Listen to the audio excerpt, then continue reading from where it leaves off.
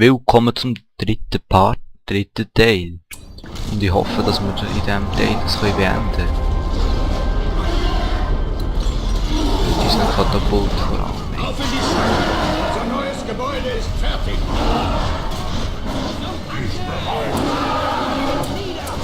Meine Macht wird sie vernichten. Und jetzt sterbt. Morgomir hat nun die Verderben. Ach so, das ist gäbig. Haben sie mir sogar gesagt. Kann man schnell Gebäude zerstören. Das sind Türme! Beweist eure Stärke! Strömt von den Hügeln herbei! Der Feind kann So, alles angegriffen. Der Baum ist... Oh, was ist das?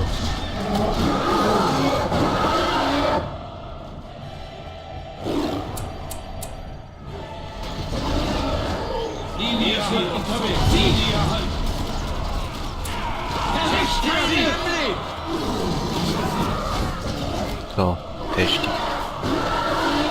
Oh, die Festung muss man anfangen. Ich muss fliehen! Noch einer tot. Es gibt keine Hoffnung.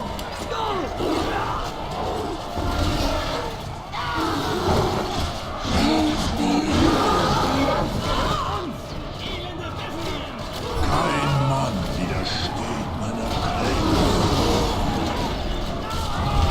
Das Blut vergießt!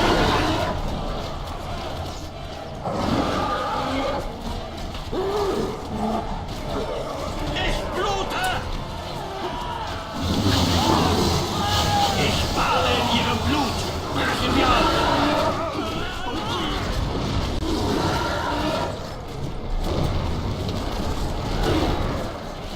Ich weiss jetzt nicht, ob die Mission fertig ist und wir das Ding kaputt gemacht haben.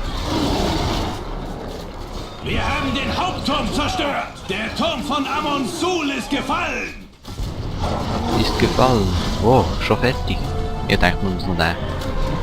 Okay, wir haben es relativ einfach geschafft. Angemaß haben gesiegt. Haben gesiegt, ja.